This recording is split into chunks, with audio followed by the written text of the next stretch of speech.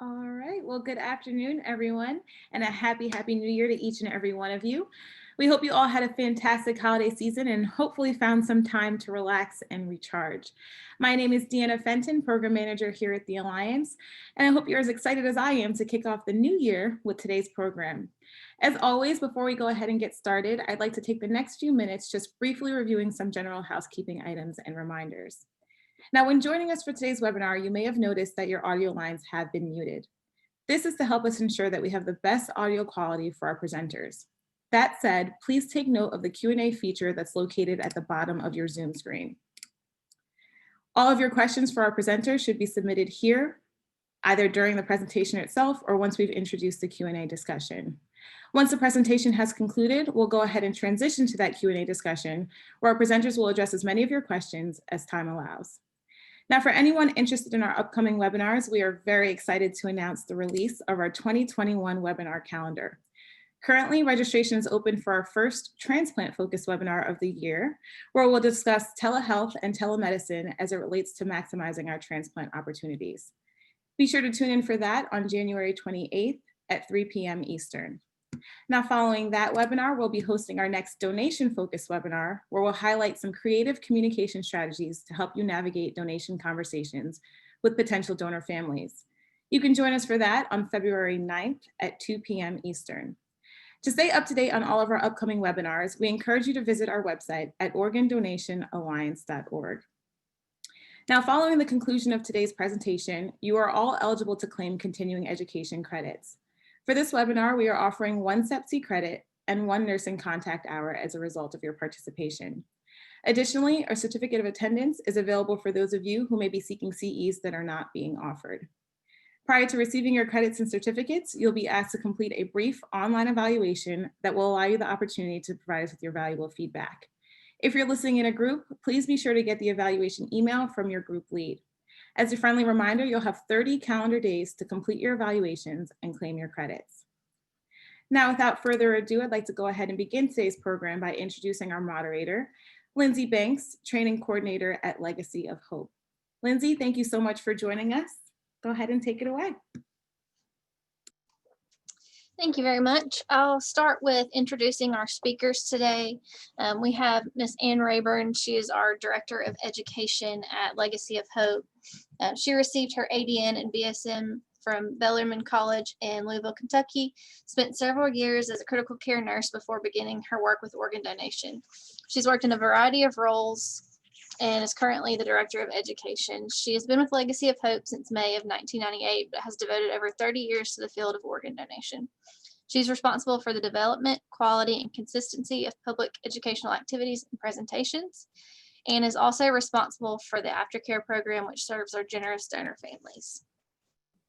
Ms. Emily McGlaughn, its career as a partner services liaison began after serving as director within the funeral service industry for 13 years. In addition to serving as a preceptor and mentor, her professional experience in funeral service includes all facets of preparation and restoration, as well as implementing new service, memorialization, and arrangement options for families. When additional opportunity was presented to focus on organizing public educational seminars, she discovered a passion for building relationships through education, which began her journey to join Legacy of Hope. She joined us in October of 2019 and serves as a liaison to more than 50 hospitals in Alabama. She's honored to continue promoting awareness of organ, eye, and tissue donation to end the weight and suffering for those in need of life-saving and life-enhancing transplants.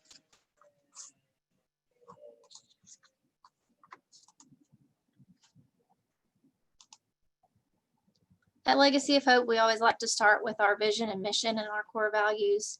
Our vision and mission is we will end the weight and suffering by shepherding the gift of life to those in need of organ and tissue transplants. Our core values are compassion, hope, dedication, integrity, and collaboration. I don't want to spend a whole lot of time on the impact of just general operations, because I know that there have been lots of discussion throughout the OPO and transplant community about how COVID has impacted operations, but I did want to touch on some things that we feel like we have done really well in this shift into what this new normal that we have is.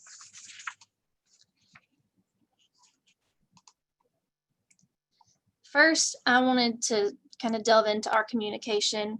We knew immediately that open and honest communication was key in keeping all of our staff safe and reducing just the anxiety as much as we possibly could. We encouraged all staff to call in to our daily operations huddle. Primarily, that was mostly the on-call staff to kind of know what's going on for the day. We kind of brought in everyone. We dedicate the first couple minutes of that call to kind of go over the status of all the COVID cases, hospitalizations throughout the state, and kind of the status of our hospitals. And we're able to discuss which hospitals may be on diversion to kind of give everyone the heads up, so we're mindful of what our partners are experiencing throughout the day. Our leadership team immediately implemented a huddle 3 times a week, discussion of staff, exposures, anyone who's testing or on quarantine status, just to keep up, check in, make sure that we were taking care of everyone. And this is where we initially were able to talk about all the logistical issues we may be facing with supply management, hospital resources being overrun, and just kind of all of that. And then where we started discussing how to shift everyone from office work to remote work. We held multiple town halls with all staff just to kind of get their feedback on, what are you worried about? What questions can we answer? And as a result of one of these town halls, our Monday leadership check-in was opened up to all staff, just to be one more area of communication, so we can make sure that everyone knows of all the things that are going on that could affect their work. In regards to our donor recovery center, we had to kind of shift the way that we worked there. In our minds, our quick and easy change was to promote the local recovery for all organs. And we worked with our partners at UAB to have surgeon availability for all organs.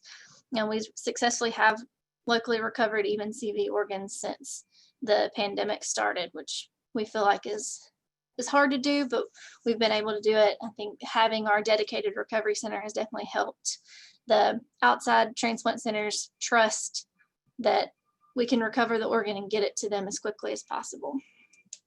We developed a screening questionnaire to use for all of our irregular staff, our bedside nurses, our CRNAs, family members who would like to visit, and then all incoming team members when local recovery was not possible. And this green box here is a passport that is created through an app that all UAB medicine employees are required to fill out. We are able to utilize this, and it tracks exposures, symptoms, and so we're able to enter this in, and then it'll prompt us to reach out to employee health if there are any concerns.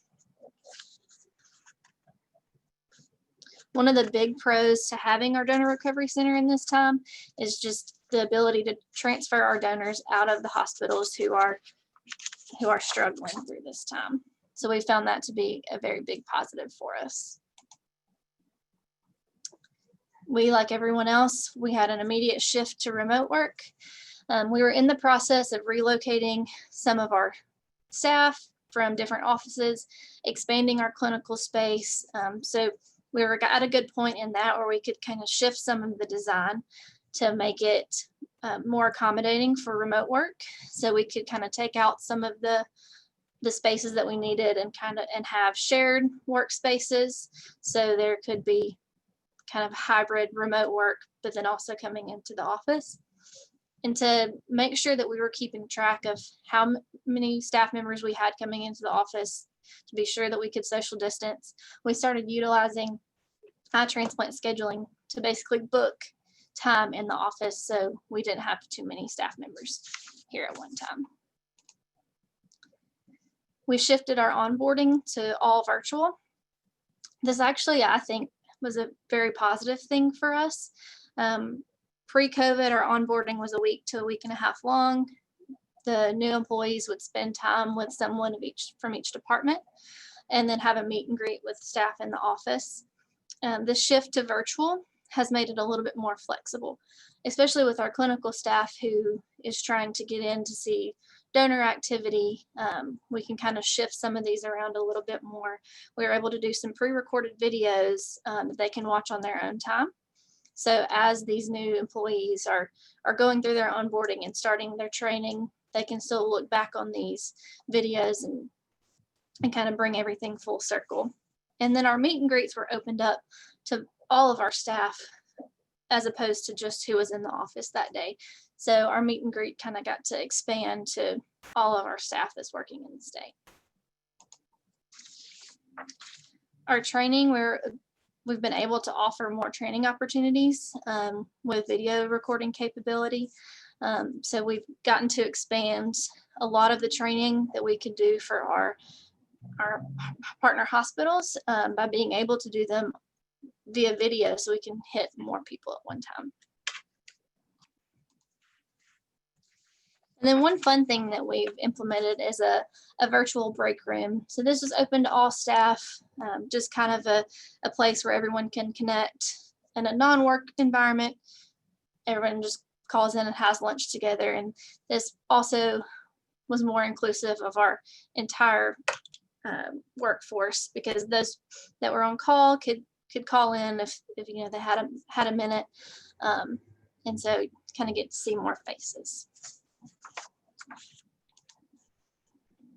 And on the clinical side in our organ work system, we had a few things that we had to work through that were big to us. In the initial stages of the pandemic, we briefly decreased our DCD age just to kind of control the amount of time and resources we were using from the hospitals, but that didn't last long. We actually were able to increase our DCD age criteria and have since been able to recover organs from donors greater than 60 years of age. So that's something that's very excited for us. We had to go through all of the COVID testing hurdles. We initially had to locate a lab for send out tests, and then we've been able to utilize the UAB lab and now can do the PCR versus the BAL testing. So we're able to offer these accepting transplant centers the kind of testing that they require. We've been able to adapt and overcome and get a little bit more creative with our staffing. So we've been able to try out some different scheduling things that works better for the group as a whole. And then as far as our PI projects, these we've been able to continue. We had to initially put some projects on hold just because they required a lot of participation from our partner hospitals. And so we didn't want to put extra stress on them. Initially put some stuff on hold, but have since been able to continue and implement some pretty robust projects that Emily will talk about a little bit later. And so I know everyone has heard this all the time. So just kind of want to end it on that, and I will throw it over to Miss Ann. Thanks, Lindsey. That was my reminder to take myself off of mute so y'all could hear me. So I'm excited today to talk to you guys about the COVID impact on public education and aftercare. And I will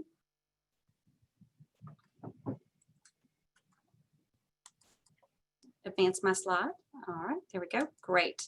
So a lot of our measurement for success in public education, I think like a lot of OPOs, is looking at the number of new registrants. And unfortunately or fortunately, we capture about 98% of our new registrants through the DMV. So you can see what happened in April when the DMVs closed. Our new registration rate dropped to about 2,000. Our goal is 10,000 a month, and you can see we were not really meeting that even prior to COVID. So it's been a struggle to brainstorm and be creative on how do we teach people that, you know, for years we've been teaching, you know, you register at the DMV, it's easy, say yes to the clerk. And now all of a sudden we have to remind folks that you can actually do this online, and to make that more of a normal behavior. So initially and some things that are ongoing related to action steps, and that is to visit the DMVs as allowed. We have a dedicated person, Eric, who spends his time in the DMV offices, is still getting to do some lunch and learns. Obviously, our visitation is limited. Some offices are still closed or they're limiting capacity, but as much as they'll let us in the door, he is still doing those visits. We were glad that the state was able to add a link to Legacy of Hope on the online driver's license renewal platform, so that will give people an opportunity to learn more about donation. We did revamp our National Donate Life Month activities. I'm going to talk about that a little bit later. A lot of brainstorming on how do we improve online registration, and have launched a mural campaign, a testimonial campaign, and we're getting ready to launch a MASCOT campaign, all of which we're hoping will improve our online registration rates. So for National Donate Life Month, probably for me, one of my biggest personal disappointments was having to cancel the Celebration of Life picnic. I know everybody has events that are near and dear to them. This is an event that in its 25 plus years had never been canceled. And we usually have about 2,000 people that come out, and we invite our donor families, living donors, transplant recipients. And so for me personally, I did shed a tear over having to cancel the picnic. We're hoping to host this event in the fall of 2021. It's usually annual, normally held in April.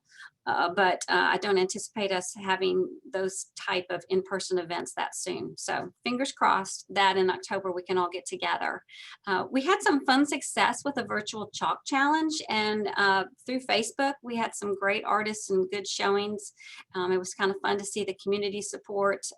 Like you guys, I'm sure, we did a lot of social media posting, did a few Zoom and FaceTime interviews with local media options. We did host our first Donor Dash for Life 5K. I have to give a shout out to Ashley Anderson, one of my coworkers. This was supposed to obviously be an in-person event. It was our first walk, and so not only was it our first walk, but it turned into a virtual walk. We still raised about $4,000. We had some good engagement, and the Donor Dash for Life 5K for 2021 is scheduled for May 1st, and I'm sure that it's just going to continue to grow. Oh, sorry, I went too far. I guess I didn't. So one of the things that we have done is launched a mural campaign. And this is a way that people can go out and take their picture and social distance. The first mural is in Birmingham, just down the street from our main office. And it's got easy access. Fortunately for us, it is also across from the exit of the Kirkland Clinic parking deck, which I know doesn't mean a lot to you guys, but it is our large medical center. And so we're fortunate that everyone leaving the deck, and that's a lot of folks, have an opportunity to see the mural, even if they don't go and take their picture. The QR code is a direct link to the registry, so it's quick and easy for people to do their registration. And as we launched the mural, we did a little teaser introduction video.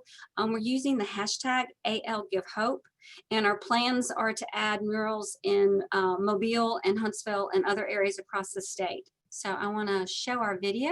It's kind of fun. I hope you guys can hear that because I can't.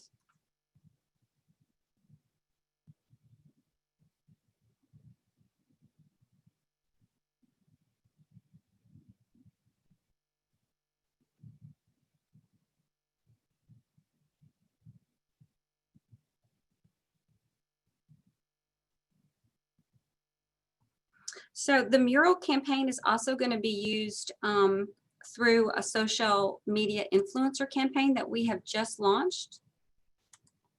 It says there is no sound. I don't know how to make that work. Can you help with that, Dina?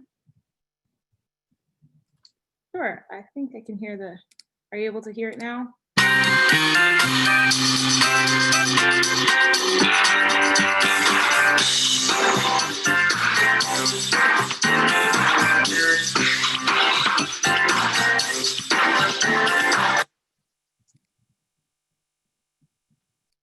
So y'all get the idea. I told her I had trouble with videos. Videos and I do not get along in presentations. All right, let me stop that and go to the next slide.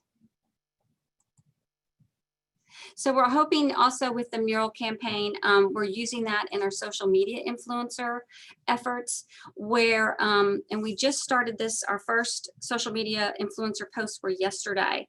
And we're working with an ad agency that has identified some influencers. They're going out to the mural, they're taking their picture, they're sharing it through Instagram, and we're getting some great engagement on those posts. The other campaign is what we're calling a testimonial campaign. It started as what was going to be a telephone campaign. And the idea was that we would have old-fashioned phones in DMV offices. People could pick up the phone and listen to a recording of a testimonial of either a donor family member, a recipient, a living donor, somebody waiting. And so COVID hit, of course, and no one's ever going to touch a phone in public ever again. So we transitioned that to a series of posters, and again with QR codes. So when you access the QR code, you can listen to that person's testimonial that's represented on that poster. We're also going to have some window clings. That's a mock-up of what that's going to look like, and we're adding those to our main office in Birmingham. The MASCOT campaign. So I don't know, I'm sure everybody out there knows that Legacy of Hope is based in Alabama. We tend to be obsessed with college football. And so we're fortunate to have a relationship with Auburn University and the University of Alabama. And we're going to use their mascots, Big Al and Aubie, in a campaign with posters, digital ads, stand-up displays in DMV offices, the floor graphic that's on the bottom there, it says line up and sign up, and then the stickers on the donor. That's going to launch in the next couple weeks. We're working with Donate Life America to do a dedicated landing page for this campaign, and I'm real excited to see about how what the results of that are going to be. So just a little summary of kind of some of the events that we hosted. So for National Minority Donor Awareness Month, we did a series of Zoom interviews. We had a couple physician panels, 13 testimonial videos, and we had really great engagement. We shot them, we had them edited, and we shared them through our social media channels. Our lesson learned with that was it takes time to edit, and we did not plan well enough for that. So our goals for next year are to record those videos earlier in the year to give folks enough time to edit those and then to produce some new videos. But they were very engaging, and just, you know, real life people telling their stories, being interviewed not only by us, but also by members of our African American task force that is chaired by LaToya Bishop, and she does a great job engaging that group. For National Donor Sabbath, we chose to host a virtual faith leader summit, and this was championed by Eric Phillips, who did a really great job. It was very successful. We brought in several faith leaders and did a Zoom meeting via Facebook and did it live so that everyone, Eric moderated the discussion and really got some good engagement from the community who watched, and also good engagement from the faith leaders who participated. We shared a couple pre-videos from that included a recipient and also one of the faith leaders kind of as commercials for people to participate in this event. We also involved the Links Incorporated and National Donor Sabbath, and so they participated in the summit as listening and engaging and doing some posting and asking questions during that event live. They also took our materials and shared it with some of their churches and did an interview. So we felt like we had some, you know, good results from that. Our lessons learned are to do it again. We were really pleased with how that turned out, and I was grateful that Eric could figure out the technology and get that to work. The other way we incorporated the mural, Ashley Anderson, who works with our volunteers, she planned a drive-through volunteer appreciation event. So we had our volunteers get their picture taken and share that through social media. And she created these fun shirts. So we're going to jingle all the way out of here 2020. And the back of the shirt says cheers to 2021. I couldn't be more proud of our aftercare department. We have two women who, Jillian and Abby, who dedicate their time to supporting our families. They have been able to very successfully keep up with letters and calls and all those correspondence. They're working kind of a hybrid. They're in the office a couple days a week and then working from home. Even during COVID, we had planned prior to COVID to add a 3-month follow-up call for organ donor families. They were able to do that despite the fact of the changes that we've had. We're meeting our goal for percent of families that would donate again, which is something that we're particularly proud of and glad to see. A lot of that goes to our family support staff and our clinical staff for how well they support our families during the donation process. We did have a successful Facebook Live event for Donor Remembrance Day, and that was kind of fun to participate. We normally host 2 memorial services, life and legacy celebrations. And so August was, of course, well into COVID. And by that time, we were able to have, following social distancing guidelines and the rules of the hotel where we hosted our event, we could have a combined in-person and a virtual event with a max capacity of about 50 people. So we modified our invitations to limit the number of people that could come per donor, to keep that number down, and then have the virtual component as well. We did receive quilt squares at that event like we normally do, and also had some that were mailed in from families who are participating virtually. And we're going to have another combined in-person and virtual event in February. Our lessons learned there, one of those falls directly to me, and that's we should have purchased cell phones sooner for our aftercare coordinators. We really weren't prepared for them to be calling people outside of the office, so that's been accomplished. We learned a lot of lessons for our virtual memorial service, and that is that we needed an outside of the event host to host the Zoom meetings. We had some challenges where all the participants weren't muted, and so ended up with some feedback challenges. I know y'all know what that sounds like. We are not professional videographers, so we had good intentions, but it didn't turn out quite the way we had hoped. And so we have hired a professional videographer to improve that virtual experience. And, you know, going forward, even once COVID is, I hope, put back in the box a little bit and we can have some more freedom, is to continue that virtual experience. You know, Alabama's a pretty large state. Not all families can travel to a central location for a memorial service, and the virtual experience really does afford us an opportunity to include more people without them having to travel and come to Birmingham. And just to shout out that we were excited that we were able to achieve our 250 pre-commitments to get our Donate Life Alabama plates. And I think we've all shown a lot of tenacity and perseverance during COVID. I know you all have as well. But with social media and nagging, yes, that we can make things like this happen. And I'm excited that that is the plate on my car. It's been a long time coming. So I'm going to turn things over to Emily, and I thank you guys for your time.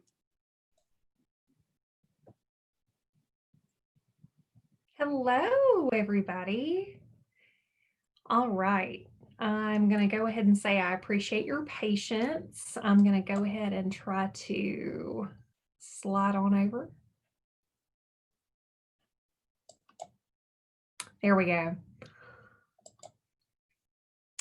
I wanted to start with a quote by Mr. Rogers. When I was a boy and I would see scary things in the news, my mother would say to me, look for the helpers. You will always find people that are helping. And this has never been more true than in 2020. And whether it was our hospital partners or our own coordinators and our family support group, it was really refreshing to see people pull together.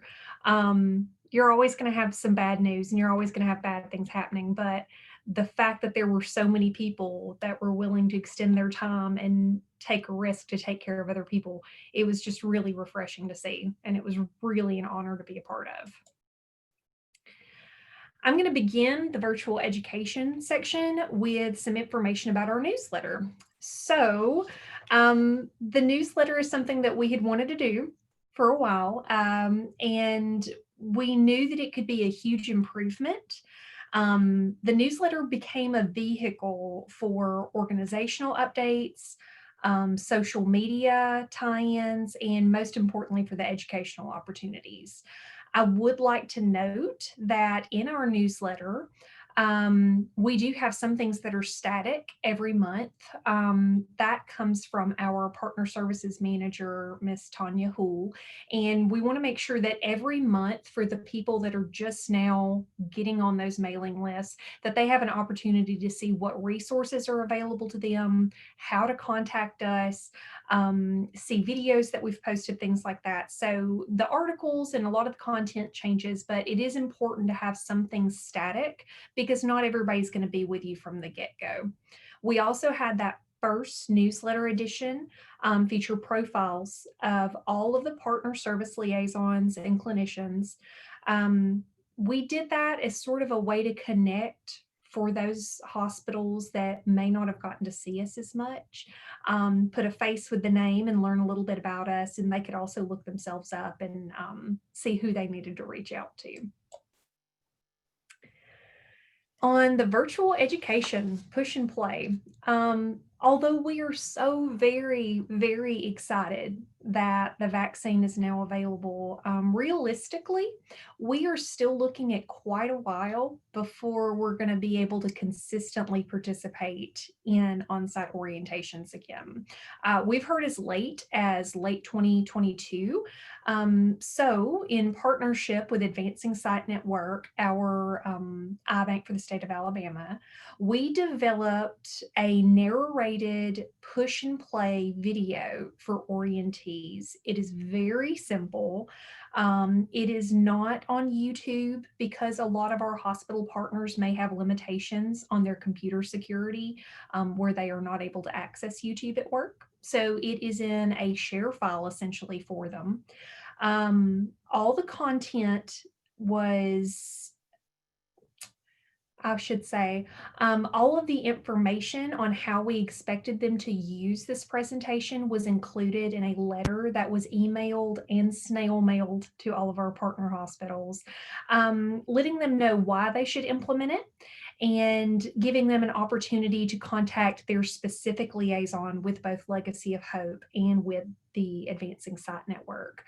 I cannot emphasize enough that if time allows, you should still try to provide materials for these orientees, still try to get on the schedule with these individual hospitals, provide trigger cards, provide badge reels, provide maybe printed slides from this presentation. Orientation can be a really overwhelming time, especially if you're going into nursing in some of these hospitals where you're getting just thrown on the floor immediately. So give them as many resources as they need and give them an opportunity to reach out if there was something that they were having issues with. Another aspect of virtual education, and I'm going to try not to get too excited, is our monthly Zoom offerings. I have been so thrilled. We've had an absolutely fantastic response to our monthly Zoom education. We make easy to print flyers for every monthly class, and we include these flyers in the month's prior newsletter as well. So they're kind of getting attacked on all fronts here. We've had small class sizes and we've had large class sizes. We offer the education at multiple time ranges on essentially every day of the week we have tried out. I have taught classes at 9 p.m. on a Sunday night. Not exactly the best turnout at 9 p.m. on a Sunday night. Apparently, a lot of people are busy at that time. But we wanted to try a lot of different time periods to see where we were getting the best response. If you have not done this yet, I do recommend doing the same thing within your hospitals, giving them an opportunity, seeing how people respond to things. I will say it appears participation is at its highest Monday through Friday, 9 to 3 p.m. So I was actually really surprised by that. I figured that the evenings would be better. But we have a lot of nurse managers, charge nurses, education directors that were very encouraging to their staff to participate in this education while they were on the unit if possible. So it's been a lot of fun.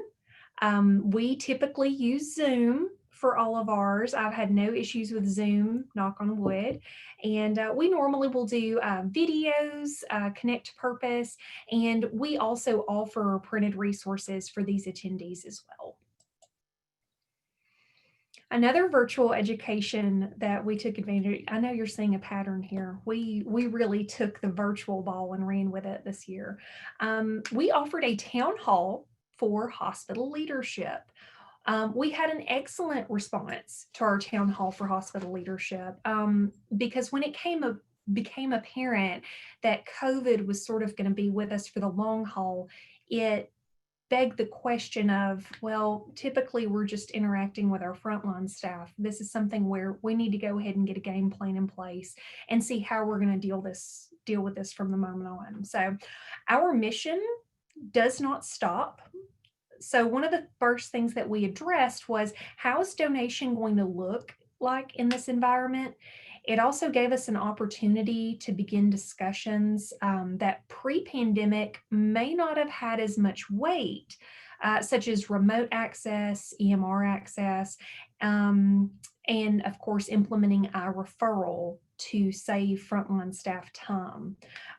We wanted to really emphasize our referral. There were a lot of things emphasized in this town hall, but I would say that the remote access, the EMR access, and the iReferral were really the big hitters. And once again, they had a little bit more weight now that we're talking about a lot of this is being done virtually. A lot of us are working from home, we're working remotely. So within a few days of this town hall, we were being approached with interest in implementing both EMR access and iReferral at multiple hospitals.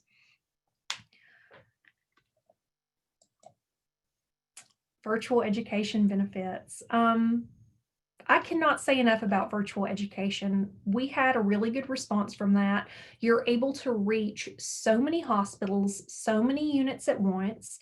You're removing obstacles such as travel restrictions. You're completely doing away with the problem of staff schedules if you're recording these, or if you're offering them early enough that someone that has left from a previous shift is able to watch from home in their pajamas. We do offer a CEU incentive, which was really popular as so many conferences had been canceled towards the end of last year. All of a sudden, people are scrambling, wanting to know how they're going to get their CEUs. So we can definitely help with that. And I think most importantly with virtual education is you're providing consistent information and a consistent message in a multitude of formats. Cannot say enough about that. Consistency is key, and sometimes things get a little lost in translation when you have multiple liaisons going to multiple locations and being asked things in a multitude of ways. So to be able to provide the same information is going to cut through a little bit of that, and it's going to give people an opportunity to be approached by someone else and hear it in a different way than they may be used to. On virtual education, what we learned, ooh, buddy. The first one is such a biggie. I'm terrible at delegating. You should know that about me. So my first tendency was, oh, I don't need any help with virtual education. That's easy peasy. What could go wrong? Virtual education is a team effort. You definitely need someone helping to moderate, checking your chat boxes, making sure that people are muted. I don't know if you know this, but if you try to secretly let people in to a Zoom class that just started while you're playing a video, thinking you're being really sneaky, you'll just completely start your 10-minute video over again. People don't appreciate that. I would also say practice on your preferred platform. You need to get used to scheduling these educations. Do it with your team members. Schedule them, cancel them, participate in them, share videos through them, see what's working on a multitude of different platforms. Use it on your phone, use it on your desktop, use it at your work computer that you may not have something installed on. Also give multiple registration opportunities. A lot of our participants were never at a computer. They were on their phones. And a big reason that that was happening was because we made the decision to utilize QR codes. The QR codes were a fantastic addition. It really gives people an opportunity to register for the class and to participate, even if they happen to delete an email or lose an email, or they just can't bring themselves to go through their email mailbox. Most of these flyers that we included for each individual education were easy to print. They had the QR code on them. We would email them and we would drop them off at the hospitals for display in break rooms. So as people were discussing it, they could literally just scan it with their phone to participate. Quick note, you'll see on some of my flyers that you do have to download the Zoom app beforehand. Otherwise, that's going to take you about 5 minutes to get done. Now on this, okay, for the next few slides, they may not quite fit cleanly into the box of virtual education, but they're just going to be quick snippets to show some other virtual transitions that we made. This is one of the graphics that was such a heavy hitter during the town hall in our newsletter when it came to recommending EMR access and iReferral. We saw a huge response to how much time it was going to take away from already stressed frontline staff. You can see in the graphic on the left, we're talking about the referral process going from 40 plus hours a month of people being on the phone to about 8.5 minutes, because we're already in the system. We're able to weed things out. We're able to make those decisions without keeping you on the phone, asking you questions. So we had a super positive response. I can't wait till we get that implemented at more hospitals, but it's slow and steady wins the race. Another virtual tie-in that we did was our Workplace Partnership for Life. We were really excited about the Partnership for Life, especially towards the beginning of 2020. We were getting a lot more response on people wanting to share things, wanting to participate. So not being able to do Donate Life Month in person and do even more events that we planned on was a little disappointing. But to celebrate our hospitals, all of our hospitals in the state of Alabama were registered. So they have all received a Workplace Partnership for Life Platinum certificate. We implemented a section of our newsletter dedicated to this. It was several months in a row, but to really get the full benefit of this, we recommended emailing or calling the hospital's media contact to discuss a photo op. We shared the website resources for the Workplace Partnership for Life, so the badges, the banners, the news releases, so they could follow that link through the newsletter.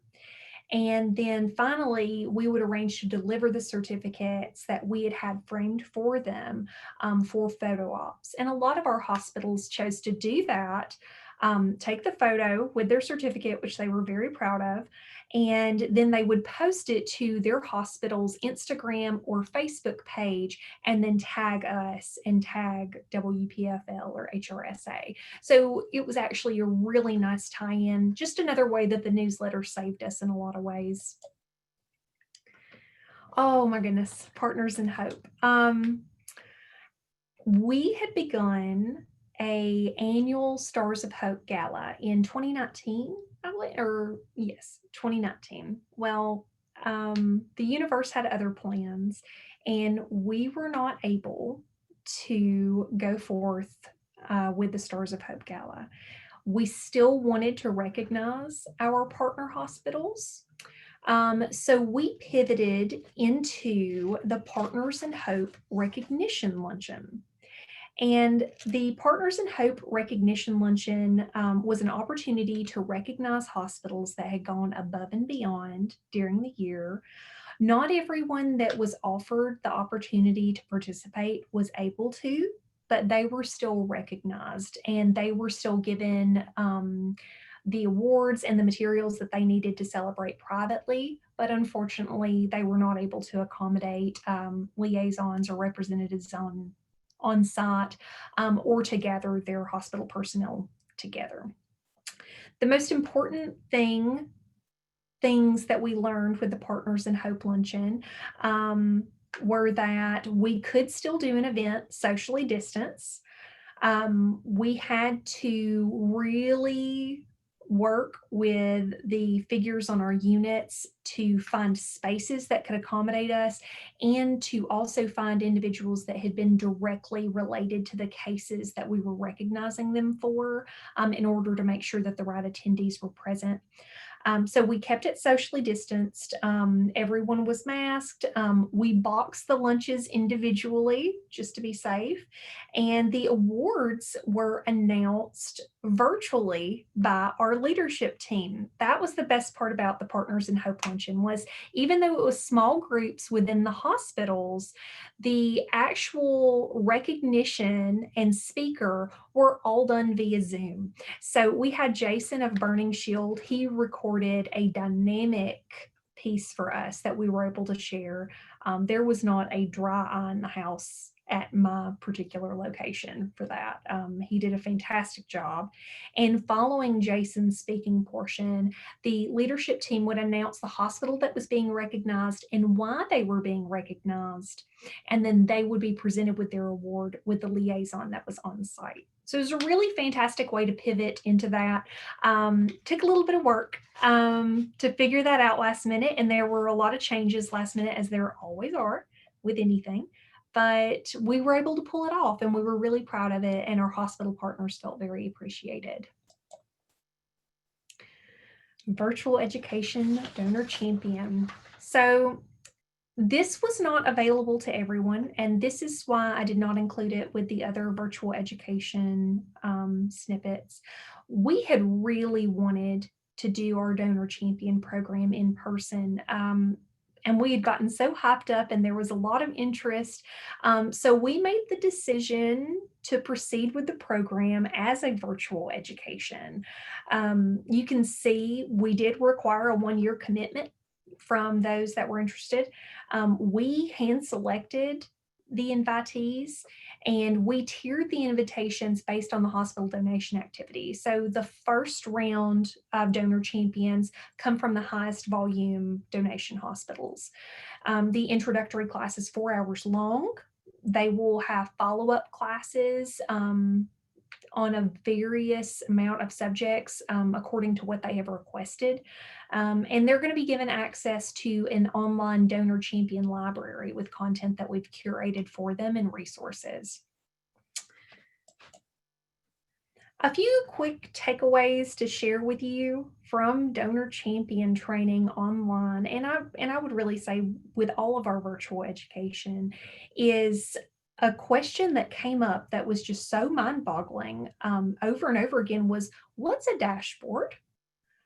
A lot of our frontline staff had no idea that extubated priors and family consents and things like that. They had no idea that this information was being compiled in such a way and it was not being shared with them, probably because people had assumed that there was not an interest in that data, but that was incorrect. Hospital frontline staff does have an interest in that data. So work to make sure that this is being distributed. They're really interested in those numbers, and I think it's just because it's so representative of how healthy their donation program is overall. Another thing we were hearing is that they were not getting feedback. They were not getting after action reviews. And I think that can be for a multitude of reasons. A lot of liaisons are really comfortable with one person on the unit or one particular charge nurse. That's something that we really need to move away from. We need to be making an effort to reach out to the staff that was involved in the cases. And we also need to be making sure that any printables such as that are printed in more public not more public, but in break room environments or things like that for staff so that they're able to see that. We did also hear that printed materials are preferred. That is not a shocker to me. If you have seen my desk, you know that I love to hoard some paper, and apparently our healthcare teams are the same way. It is just a lot easier to have something, and I guess some of us just learn in different ways, but we heard over and over again that they wanted printed materials or laminated materials or binders of information, not just digital data. And finally, developing a play-by-play. I love this. I'd never considered this. It may have even helped me when I was learning more about partner services. A play-by-play, which we're in the process of developing, will be given to hospital staff when a coordinator goes on site. And it's letting each particular healthcare team member or department representative they may be interacting with know what their part is in the donation process.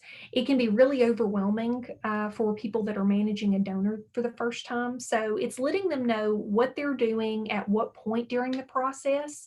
Who else should they call? What should they expect us to do when we get there?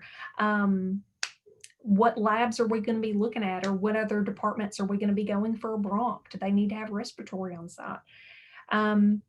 So these are just a lot of things that I had not thought of, but I would also be very nervous if I was managing a donor. So they wanted all of these resources available so they could know exactly what to do, when to do it, and how to do it. They want to do the best job possible. And it's not always easy to ask questions like that for them. So give them that resource so that they know what to do. They want to do it to the best of their ability, I promise you. Telephonic rounding. Whoa, that was a change, wasn't it? All of the hospital development people cringed just a little bit right then. We began this in the first week or so of working remotely. You can see a sample schedule here of how Legacy of Hope's partner services team did our telephonic rounding. As far as beginning this, you do kind of need to give your units a heads up. The liaisons would contact the ICU charge nurses typically, or the nurse managers in their assigned hospitals. The first thing that we did before we began the regular rounding schedule was we got all of the possible COVID updates we could for the facilities. We wanted to know where to enter if we came on site. We wanted to know the screening requirements. We wanted to know if families were going to be allowed on site. If the families aren't allowed on site, then family support is going to have to know to approach by the phone.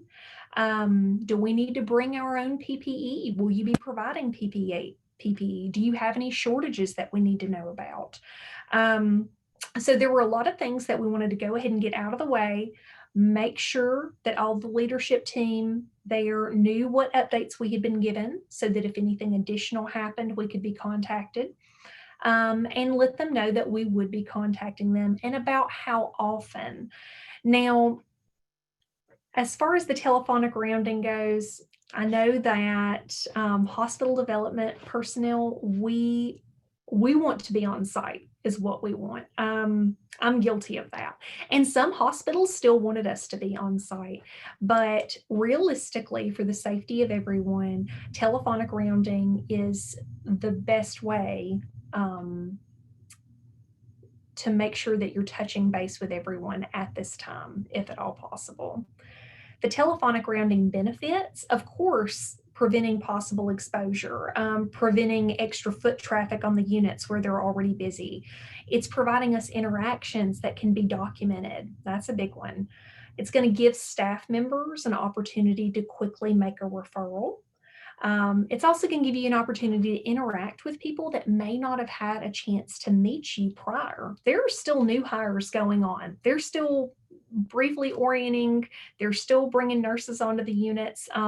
So give them an opportunity to find out who you are, let them know that you can't wait to meet them, and ensure them that they have resources at their disposal should they need them. And of course, lastly, it's an opportunity for us to gain updates for on-site staff. Now, what we learned, I learned a lot. I learned so much. You should always begin at the top of your unit. And the reason I say this is because if you say, hey, I'm gonna start rounding, you'll hear from me every Wednesday, Thursday. If you're just talking to someone that's about to leave the shift, they may not share that information. And it's important that they be aware that you're going to be calling. It might be important for them to know that, so that if they're really busy and didn't have a chance to make a referral, when they find out you're on the phone, they can say, hey, it's Emily with Legacy of Hope. Did you refer the person in bed 8, like we discussed? Give them an opportunity to do that. So ask them to share at report or huddles that we will round telephonically. Do not call during shift change. That should be self-explanatory for most of us. Did I make that mistake once or twice? Maybe. But that's a very busy time. There's a lot of information being shared during that time. People are walking out the door, walking in the door. Try to round telephonically at a time that's a little bit slower. Ask them if they're dealing with things like visiting hours or physician rounding, and get an idea of what's going on in your unit. Telephonic rounding is not always appropriate for all hospitals or all units. I highly recommend don't telephonically round at your pediatric hospitals. I have a pediatric hospital in the state of Alabama. They still want us on site, and as long as they allow us to come on site, that's what we're going to do. We love being able to see them in person.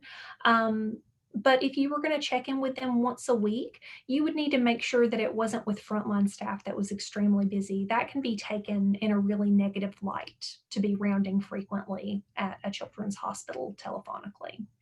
Recognize and respect the time challenges those units are dealing with. If they sound busy, let them off the phone. Let them know that you're there for them, and to give you a call or a text if they have any problems or questions. And be prepared. Telephonic rounding is not an appropriate time to also be driving down the road or multitasking. They deserve your complete attention. Have a pen and have a referral form or a script ready. Most of our team, I believe, typically wore their headphones or their AirPods so that we were able to type and speak simultaneously in the event that we were taking a referral, just to make it as efficient and as streamlined as possible, and to prevent the staff from having to repeat themselves due to you not being prepared. Deliveries and drop-offs. This whole screen just makes me fantastically happy. Individuals in hospital development and partner services love to see their hospital team celebrated, even if it's something really small that we're giving back. And COVID could not stop us from trying to encourage our hospitals.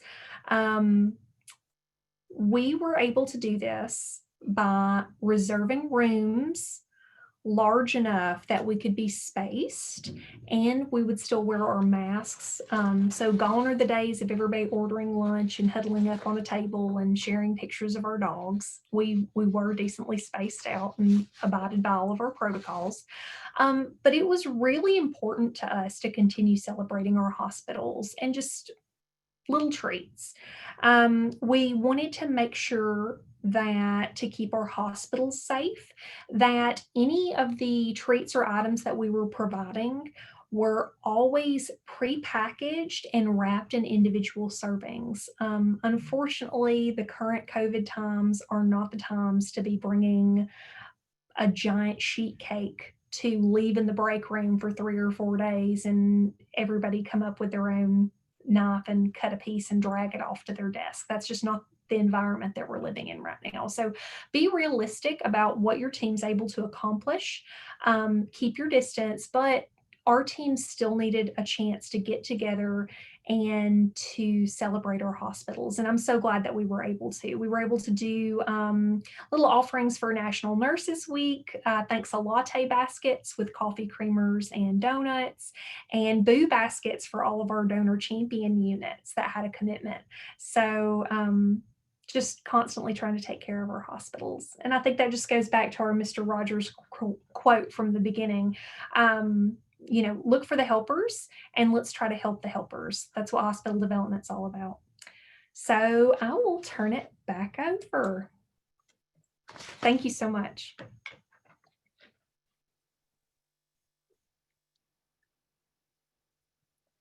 All right, thank you, Emily, and thank you, Anne, and thank you, Lindsay, as well, for such a great presentation. We'll go ahead and transition to our Q&A discussion very briefly. I realize we're running a little over the top of the hour, so we'll just try to get a couple questions in here. But while we have the Q&A discussion going on, I'm going to also have this poll up. So for those of you who are participating in a group, if you could please just let us know how many people are actually in your respective groups, that would be greatly appreciated. At this point, I'll go ahead and turn it over to Lindsay. Thank you. One question that I did have that I didn't cover in my section, but was how we handled and managed family visitation. So in our donor recovery center, we have a very open door policy with our families usually. We did have to shift that in this era. So we encourage families to say their goodbyes prior to the transfer to the recovery center, but if they do want to come visit, we do allow that still. Limited numbers, immediate family members, and everyone must be screened, and know that if you do not pass our little screening tool, then you would not be allowed to come into our space. And really this has worked well for us. A question for Anne: what are you doing to promote your social media influencer campaign? So in addition to, once they do their post, we're liking and sharing them to our Instagram story and doing some comments. We've also asked all of our employees and anybody else who's a supporter of ours to do the same, just to get some more exposure and social media traction.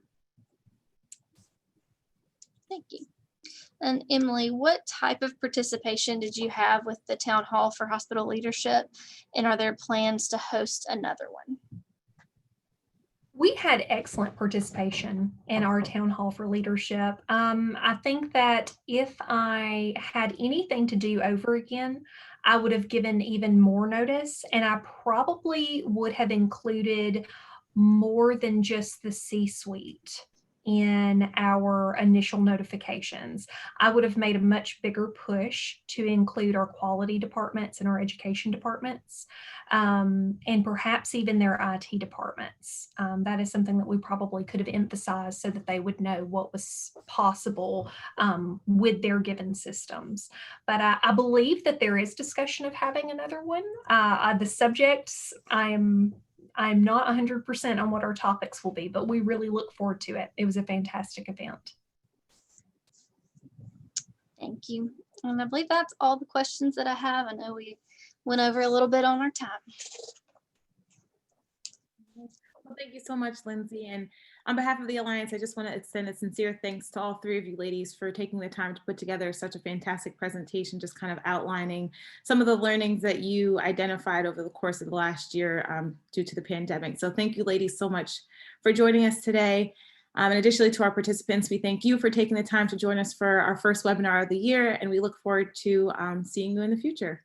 Take care, everyone.